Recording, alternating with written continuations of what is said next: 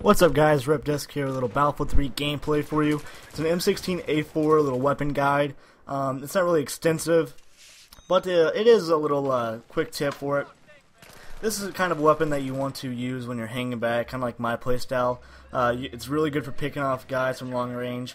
Maybe if you're playing Rush and you want to support your teammates for planting the bomb. Or if you're on defense and you want to lay down some cover fire on your teammates who are defusing the bomb. Or you just want to get some suppressive fire down anyways. The setup I use for it is the holographic, the PKAS holographic, the foregrip and the suppressor. I think that's the best setup for the way I play the game, but whether or not you want to use the suppressor is up to you. Or if you want to camp back even more, use the bipod, but for my playstyle, I like to walk around a little bit while I'm on top of a building, or I'm walking around on the second story. Or if I'm just behind a cliff, I like to walk around. I don't really like to be set up in a place with a bipod. As I get the revive right there. I just got a quick little spray and pray kill with it. I would not recommend doing that very often, only in like a quick reaction situation like that. If you are very prone to running around buildings sharply, I would use a Raffica or a G18, a fully automatic pistol. But if you really want to run around that much during the game, I would probably not even use this gun at all, because it's a very long gun. It's a 2-shot or a 1-shot, which is not very ideal for close range. You may just want to stay back like I'm doing right here on an elevated position. On Sharky, if you're on this spawn plant, MCOM specifically, you want to stay around in this opening right here, or you want to stay up in that building I was just in.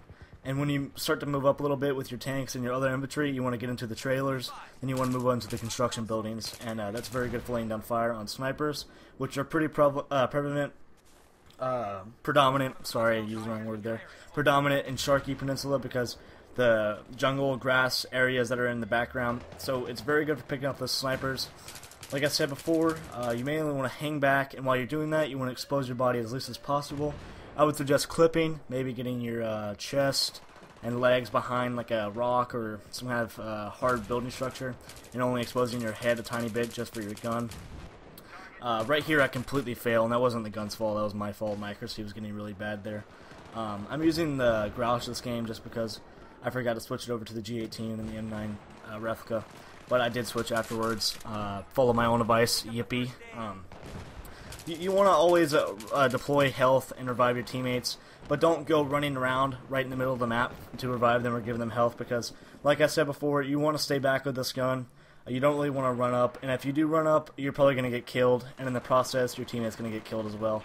So it might as well, it's not really worth it, unless your teammate's really beast mode Rambo, and he can save you guys from whoever's laying down shots on you, if it's a sniper or any other person.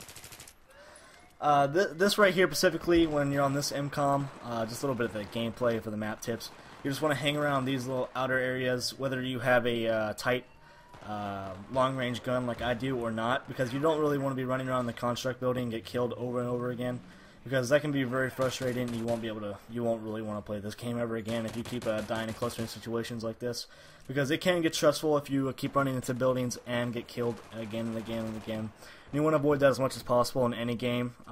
Battlefield is a big thing, big causer of stress if you die over and over again, because it takes a long time to spawn, and it's really punishing when you die, because you get to see the guy living basically rewarded, sitting there in joy in his little corner with his USAS or whatever he's using, but he's probably using a USAS, because all the 9-year-olds in this game use the USAS. Who am I kidding?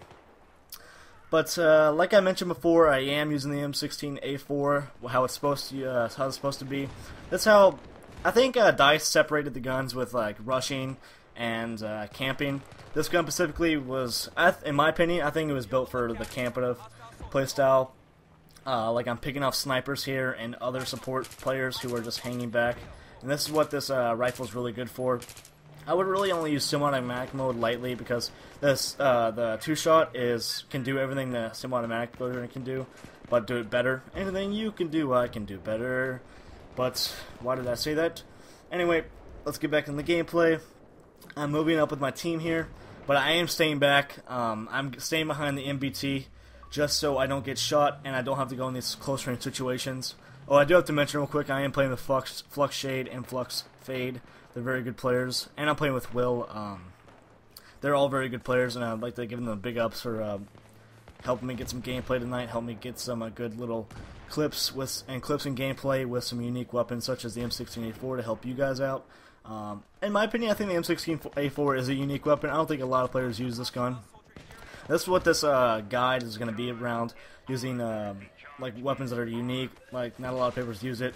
I'm not going to go do a weapon guide on the USAS-12 because it's not very hard to use the USAS. It's just basically holding down the right trigger basically in someone's direction. But the M16A4, I think it requires a little bit of skill because you need to get your shots on target with it.